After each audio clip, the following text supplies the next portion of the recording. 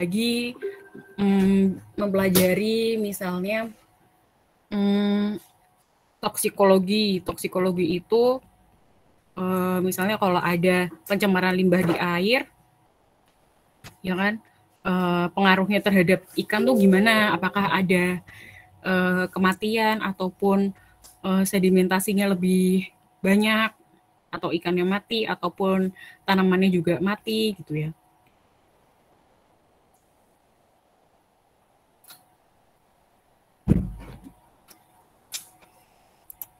Oke, pokoknya intinya itu adalah adanya pencemaran itu, makanya ada suatu reaksi kimia di dalam lingkungan. Nah, kali ini aku akan ngebahas, mungkin next meeting bakal ngebahas, ini kan tadi ada udara, air, tanah ya. Jadi pertemuan kali ini adalah udara. Mungkin next meeting bisa air atau bisa tanah. Nanti tergantung sikon. Ada yang ditanyain?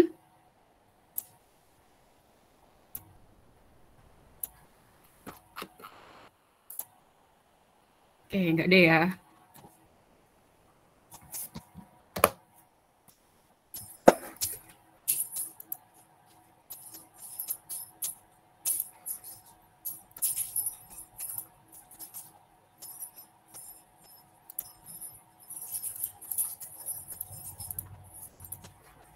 Oke, udah kelihatan belum slide-ku?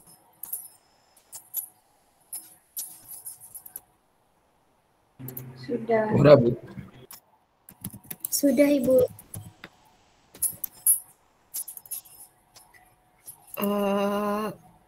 Gimana ya? Kimia lingkungan 1.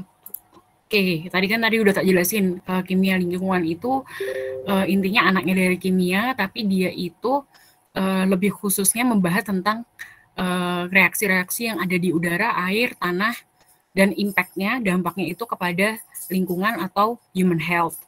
Nah, kalau environment chemistry nih, si subbabnya itu ada inorganic chemistry, organik, toksikologi yang tadi ikan tak jelasin, biologi, sama physical chemistry.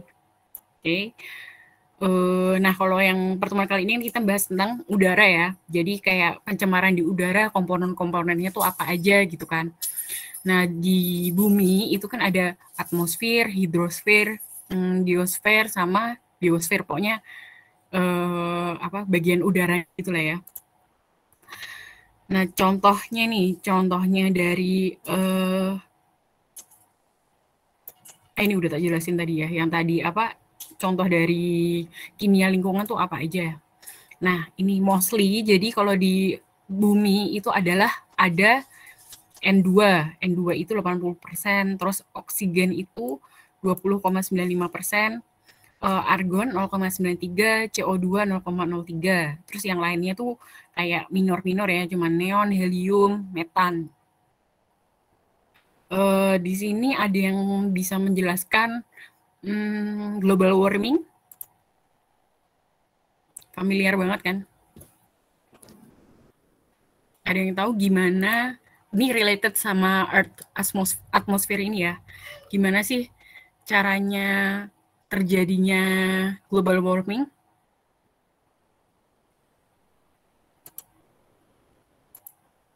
Ada yang tahu? Ini SMA nggak diajarin po. Ini kan isu global banget ya.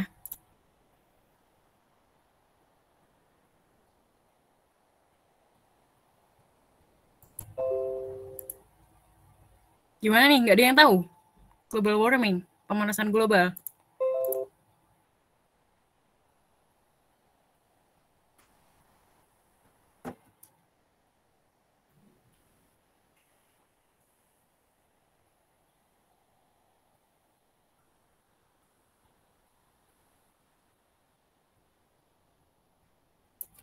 Tak jelasin ya, sedikit. Nanti bisa kalian lebih googling lebih detail.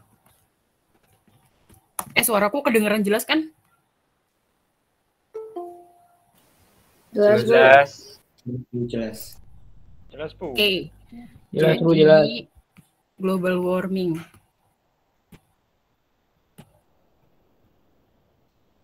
Ini bumi ya. Bumi, aktivitas di bumi kan kayak misalnya ada industri, ya kan? Terus habis itu peternakan, pertanian, terus apalagi ya, pokoknya aktivitas manusia lah ya, aktivitas manusia. Nah, khususnya industri, dia itu kan menggunakan fossil fuel atau bahan bakar yang dari bumi gitu, misalnya kayak diesel, terus LNG dan lain-lain lah ya. Nah, dia itu akan menghasilkan CO2, ya kan? Coba tadi sebutin yang kandungan yang ada di atmosfer apa aja? CO2, nitrogen, oksigen, hidrogen, CO2, N2, oksigen, terus apa lagi? neon, helium, hidrogen, dan lain-lain lah yang tadi kecil-kecil itu. Nah, oke, di sini kan tadi yang persenannya paling besar adalah nitrogen, ya kan? Nitrogen tuh besar. Habis itu oksigen. Habis itu CO2 sama argon. Ini persenannya tuh cuman 1% lah ibaratnya. Sorry. Ini adalah 1% toh. Yang ini tuh kalau di total nyampe 90%. Oke. Nah, di sini bumi kan ada matahari. Temannya bumi kan matahari ya. Oke, nah matahari ini dia itu rilis heat kan, yang akan menyinari ke bumi, akan nyampe ke bumi gitu. Nah, kalau misalnya dia kandungan si atmosfernya ini sesuai sama ini, si heat atau panas dari matahari itu tuh dia bisa habis masuk ke sini dia tuh mantul gitu kan. Nah, kalau misalnya ada kegiatan atau aktivitas manusia yang over di CO2, yang menghasilkan CO2, contohnya yang kayak gini, otomatis kan di sini ada banyak CO2. Nah, CO2 itu akan, cara gampangnya ya, dia itu akan mempertebal lapisan dinding atmosfer gini, Nah, jadinya kalau ada heat dari matahari, dia masuk nih, ini berarti yang hijau ini udah terjadi global warming ya. Jadi penambahan CO2 pada atmosfer. Jadi panasnya itu ke bumi, tapi itu dia nggak bisa mantul keluar lagi gitu. Jadi dia benar-benar terserap semuanya di bumi. Makanya ada rising temperatur di bumi, ya kan? Terus habis itu peningkatan level air di laut, terus terjadinya banjir, ya kan? Itu karena kutub utara gitu-gitu kan yang pada meleleh itu karena ya panas itu, si panas dari matahari itu terperangkap di sini. Itu. Nah, itu salah satu reaksi atau kejadian kimia yang ada di muka bumi kita gitu. Nah, si banjir, sebagai anak teknik sipil nih, si banjir ini dia itu related sama bidang kita kan, bidang teknik sipil kan. Kalau banjir itu harus jadi harus dikelola gitu kan, dibuat infrastrukturnya kayak misalnya bendungan ataupun embung dan lain-lain gitu ya. Terus habis itu ada juga modeling nih di teknik sipil tuh namanya HECRAS. Itu jadi kalian nanti bisa memprediksi banjir 100 tahun ke depan kayak gimana gitu ya. Jadi dengan ilmu ini itu sangat related sama teknik sipil gitu ya. Tapi kalian harus tahu dulu dasarnya kan ya. Tahu dasarnya kenapa kok global warming ini tuh bisa terjadi. Itu. Sampai di sini ada yang ditanyakan? Cukup paham?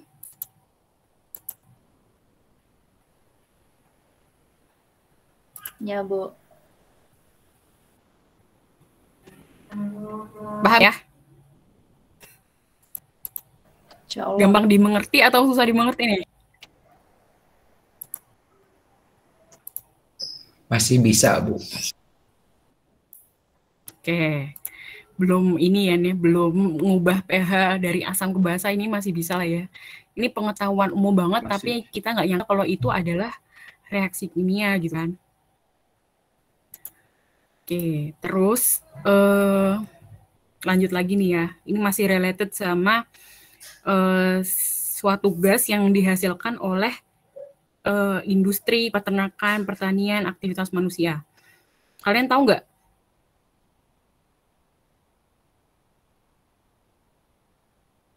Yang terbesar, apa ya, kontribusi CO2 terbesar itu yang mana? Aktivitas yang mana? Industri, peternakan, pertanian, atau yang lain? Industri. Aktivitas manusia. Industri. Kenapa kok industri? Karena menghasilkan CO2-nya dalam jumlah yang banyak. Warna sap. Ya, kendaraan tuh.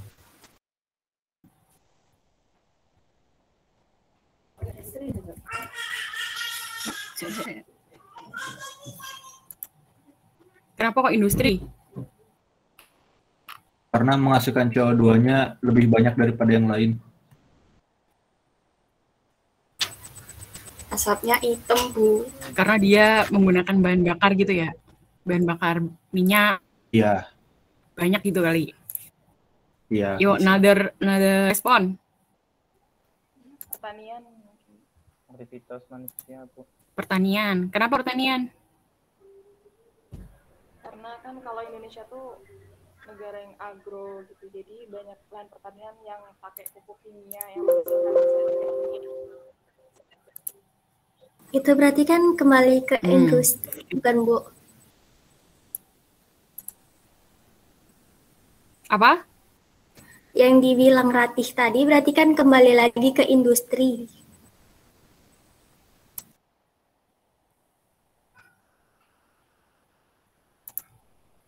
Ya, bisa jadi. Oke, jadi menurut research nih, aku juga nonton Netflix yang apa ya bahasa judulnya tuh aku lupa. Namanya tuh saya minta ini dulu. Jadi menurut penelitian itu ada namanya conspiracy. Oke. Jadi yang mencengangkan itu adalah kontribusi CO2 terbesar atau apa global warming yang paling membuat dia apa ya semakin panas, bumi panas karena ini peternakan.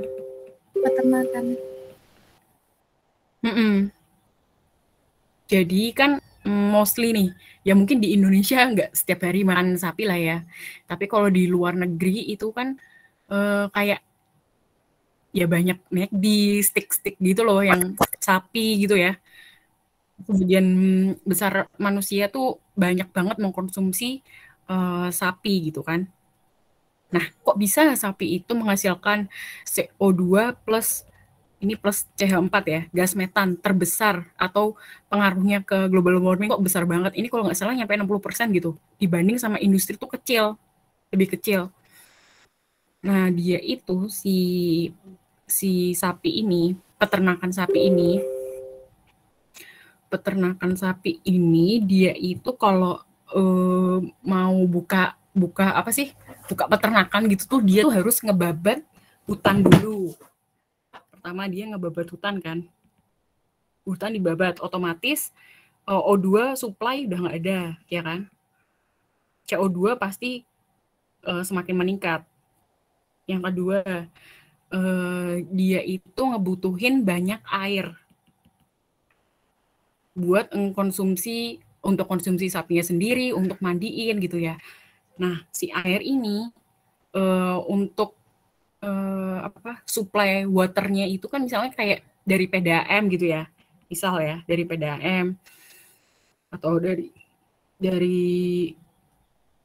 PDAM lah. Dari PDAM itu dia kan membutuhkan energi buat menghasilkan air bersih. Nah, energi ini kan pasti ada CO2 juga, iya nggak?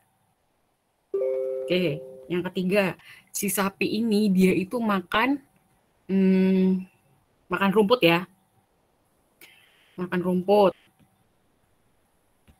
Nah, si rumput ini akan didigest di dalam tubuh sapi, ya kan? Ini misalnya sapi. Oke. Nah, si rumput itu kan makan ya, didigest, habis itu keluarnya itu kan feses gitu ya. Selain feses, dia itu pasti menghasilkan gas CH4. Makanya kalau misalnya mungkin kalian pernah dengar gitu berita kalau di peternakan limbah kotoran sapi itu bisa ada gas metan yang buat kompor, ya nggak sih? Iya, Bu. Nah, ini sih gas CH4 ini bisa dipakai lagi gitu ya, bisa di 3R. Nah, tapi kalau nggak dipakai lagi, maksudnya kalau kurangnya knowledge gitu, ya gas CH4 ini bakal ke atmosfer, ya nggak? Nah, CH4 plus CO2 itu kan dia bakal memperkeruh lapisan hijau ini kan, memperkeruh sehingga heat dari matahari itu dia nggak bisa keluar gitu. Jadi ya keep in mind bahwa peternakan sapi ya khususnya itu dia atau daging merah sih. Daging merah itu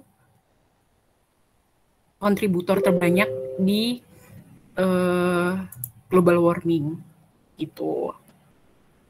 Nah, jadi makanya banyak environmentalis atau orang-orang teknik lingkungan tuh yang sekarang diet nggak makan daging gitu. Jadi cuman makan plant based diet, itu kan kalian sering dengar ya.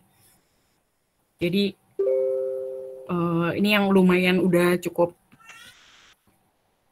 high level sih, plant based diet. Jadi itu dia bener-bener nggak makan daging merah, cuman makan basicnya kan cuman plant doang ya, gitu ya, supaya antisipasi dia itu bisa berkontribusi kepada bumi, salah satunya ya dengan plant based diet, gitu. Ada yang tanyain? Ada respon? Kaget nggak? Enggak, Bu, dulu soalnya pernah buat penelitian itu juga waktu SMA. Oh iya, gimana penelitiannya? Gagal. Oh iya, tentang apa emangnya? Iya, tentang atmosfer itu, Bu. Sama baca jurnal itu kerempetnya ke yang peternakan itu yang ternyata nyumbang sangat besar banget buat global warming.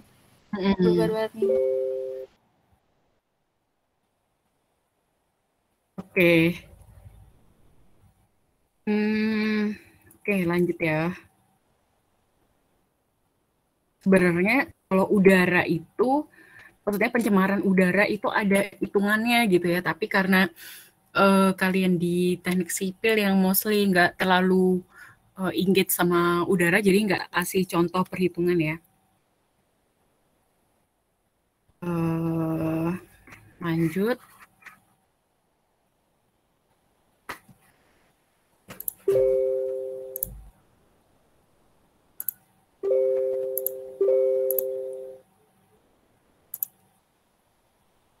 Oke, udah kelihatan slide-ku?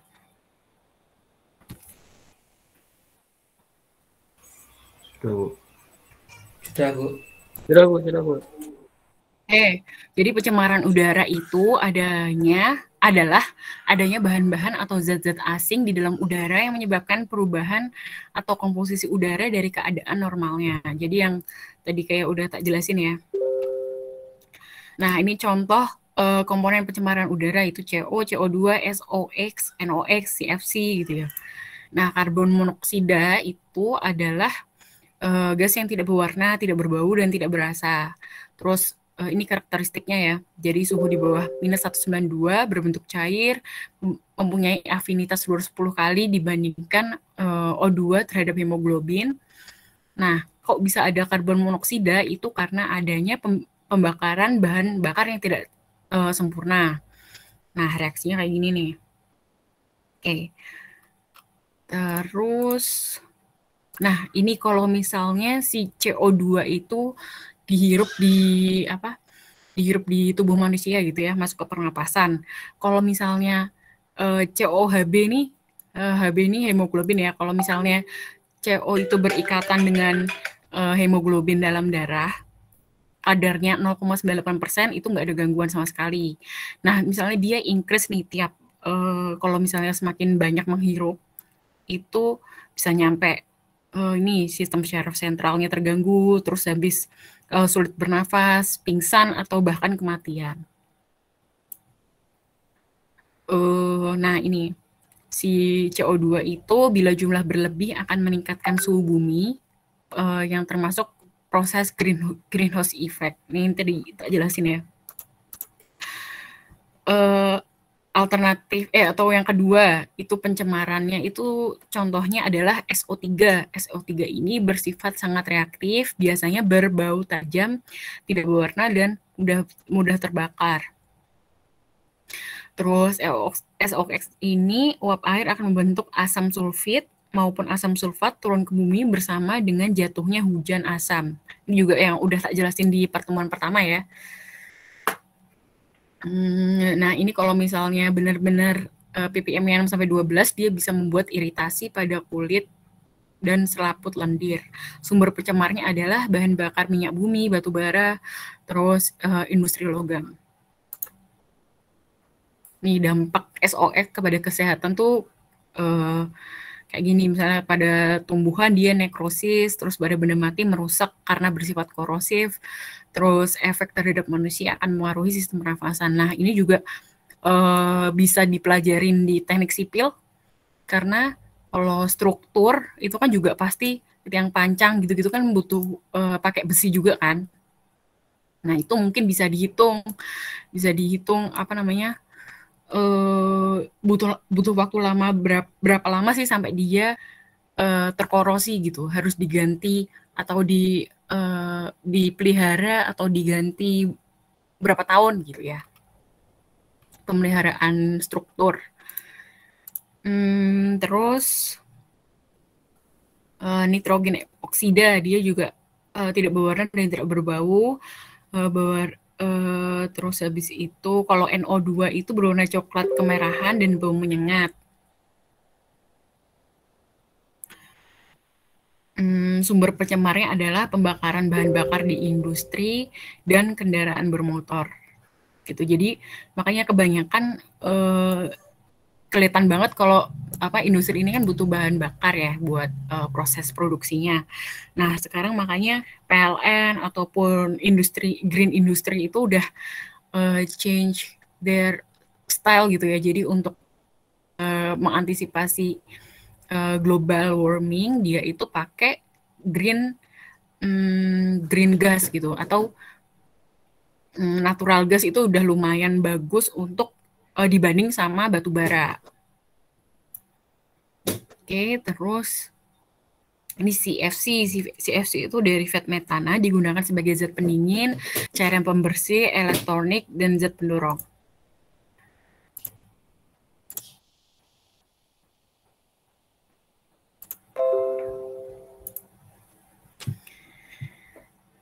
Dia itu bisa merusak lapisan ozon di stratosfer.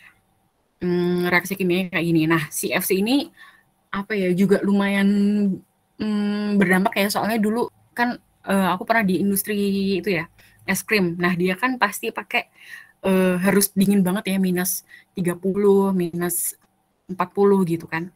Nah, itu juga nggak pakai CFC. Jadi CFC ini udah lumayan di ban di industri.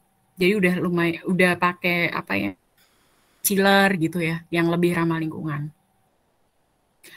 Terus ada lagi timbal. Timbal itu sebagai anti knocking pada bahan bakar fosil, terus menyebabkan gangguan pembekuan darah. Kalau misalnya terakumulasi dalam tubuh, dia menyebabkan anemia, kemandulan. Nah, si timbal ini kalau di udara itu ya dari bahan bakar fosil ya. Kalau dampaknya mungkin lebih signifikan itu kalau di air. Nah, kalau di air kan dia otomatis bisa kemakan ya. Mungkin kalian pernah dengar kasus Minamata yang di Jepang itu kan karena sungainya itu tercemar. Salah satunya mungkin karena ada timbal. Nah, warga-warga di situ kan pada makan, terus habis itu ya pada cacat gitu kan.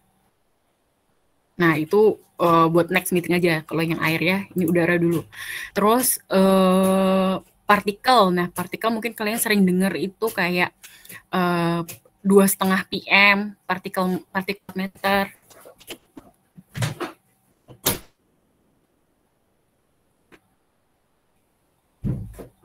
Terus habis itu apa lagi ya? Berapa PM lagi sih? 5 partikulat meter gitu. Itu ya mostly karena aktivitas yang dari asbestos, bisinois, antrakosis, susah banget ya. Dari misalnya ini juga nih teknik sipil misalnya ngetok-ngetok apa puing-puing bangunan gitu kan, semen itu kan pasti ada debu yang bertebangan. Nah, si debu itu juga menimbulkan efek negatif kepada kesehatan. Nah, si range-nya partikel itu antara 0,02 sampai 500 mikrometer. Oke, mungkin yang udara segitu tok, ada yang ditanyain?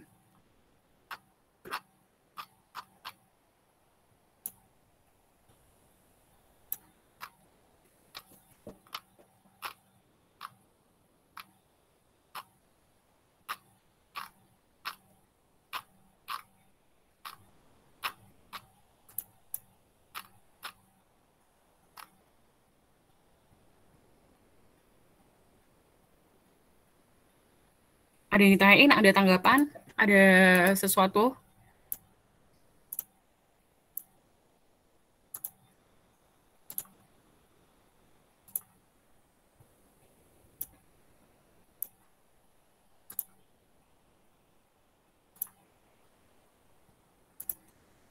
Oke, jadi kalau salah satu ilmu lingkungan juga nih ya, dia itu si PM, slide udah kelihatan ya, si partikulat meter, tadi kan aku bilang ada 2,5, ada 10 gitu ya. Nah, itu dipantau bisa hourly, bisa daily gitu ya, tergantung ada yang otomatis, ada yang diambil manual. Nah, ini contohnya di mana nih, di US. Nih, kalau yang merah itu, pokoknya semakin kecil pasti semakin bahaya ya, karena tubuh manusia nggak bisa ngefilter itu kan. Nah, kalau besar, PM-nya atau size-nya itu lumayan aman gitu, dibanding yang lebih kecil. Oke, ini kalau yang merah itu benar-benar kayak daerah yang benar tercemar gitu. Contohnya yang dekat industri ataupun dekat pembangunan sipil sesuatu, pembangunan gedung ataupun jalan raya gitu. Nah, kalau kuning menengah, maksudnya nggak banget tercemar, yang hijau itu aman. Gitu. Nah, ini kalau dilihat secara physically benar-benar bisa kelihatan ya, kalau misalnya bersih tuh ya nggak burem gitu. Kalau ada banyak partikel gitu ya di udara, ya butek gitulah ya si udaranya, dan otomatis kita bisa ngerasain juga ya pernapasan manusia gitu. Kalau misalnya udaranya seger, kayak lega gitu kan ya. Kalau butek kan sesek gitu-gitu. Tanyain, ada tanggapan?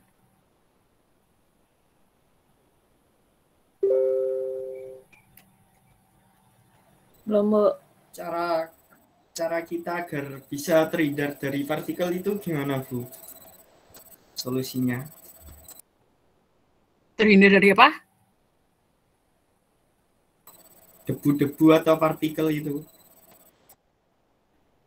Ya pakai masker ya, salah satu cara gampangnya itu. Terus kadang juga kalau misalnya PM-nya itu dia particulate matter-nya itu size-nya besar, dia itu bisa hebatnya tubuh manusia itu bisa tersaring gitu di misalnya di bulu hidung gitu kan. Bulu hidung kalau misalnya kalian suka aktivitas di luar, misalnya habis motoran seharian, terus tiba-tiba kalau udah di rumah pupilnya jadi gede banget nggak sih? Nah itu karena PM particulate matter yang di udara itu tersaring di bulu hidung gitu. Ya antisipasinya ya pakai masker. Ada juga sekarang teknologi namanya air purifier yang biasanya di indoor. Nah di indoor itu supaya menghindari PM pakai pasang air purifier gitu ya.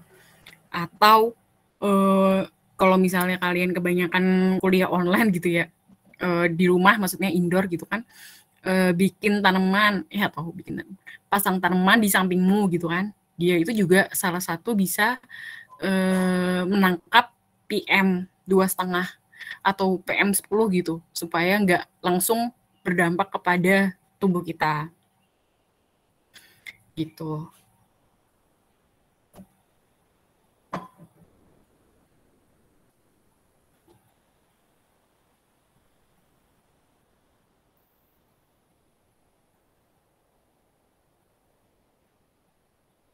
Gimana? Ada lagi?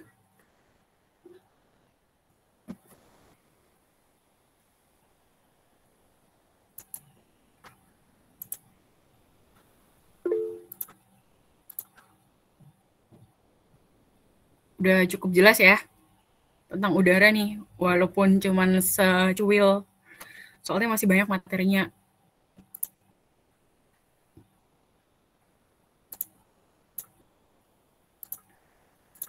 Oke, nah si basicnya si environmental chemistry ini salah satunya adalah ini Fundamental of Environmental Chemistry dari Stanley 2001. Nah nanti ini paling minggu depan aku kan ilmu-ilmu dasar dari pencemaran air atau sama pengolahan airnya ya. Nah di sini tuh ada banyak banget sebenarnya subbab dari environmental chemistry. Nanti ini kan ada berapa orang sih? 70 orang ya?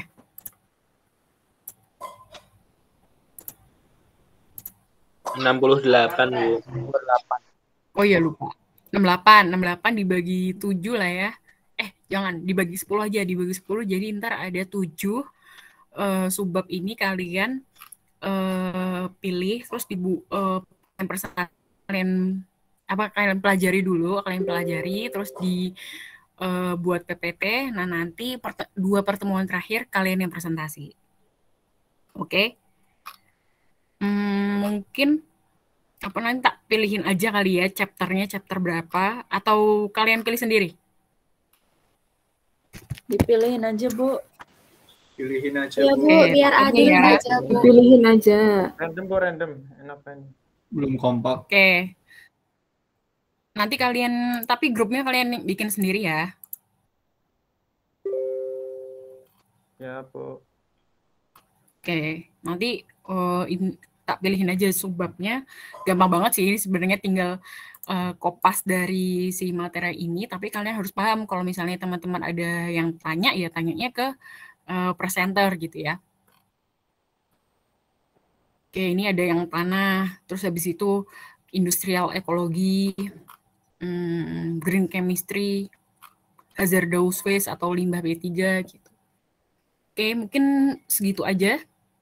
Ada tanggapan atau pertanyaan?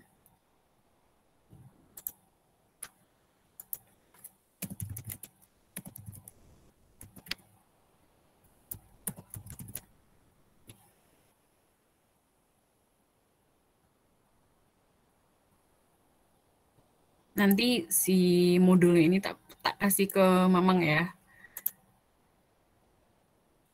Siap, Bu.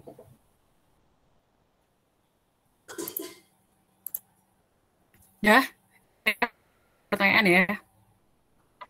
Bu izin bertanya, untuk presentasinya kan 2 pertemuan terakhir. Itu teh berarti pertemuan keberapa? Pertemuan ke-5, 6 ya? 5, 6, siap, 7 Bu. kali ya? Terima kasih. Oh.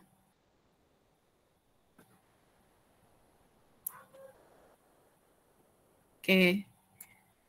Ini tak capture aja kali ya buat absensinya. Soalnya kalau QR mostly pada nggak bisa ya.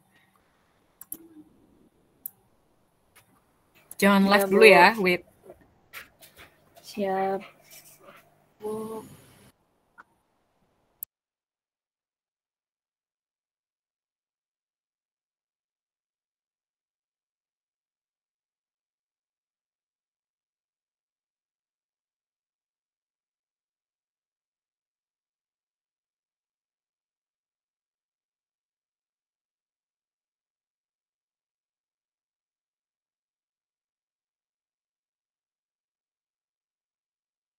Oke, udah. Makasih ya udah hadir di pertemuan kali ini. Semoga bermanfaat bagi kita semua. Kalau ada pertanyaan, feel free aja untuk tanya by WA atau email bebas. Saya tutup. Wassalamualaikum warahmatullahi wabarakatuh. Siap, Bu. Waalaikumsalam. Terima kasih, Bu. Waalaikumsalam. Terima kasih, Bu. Bu.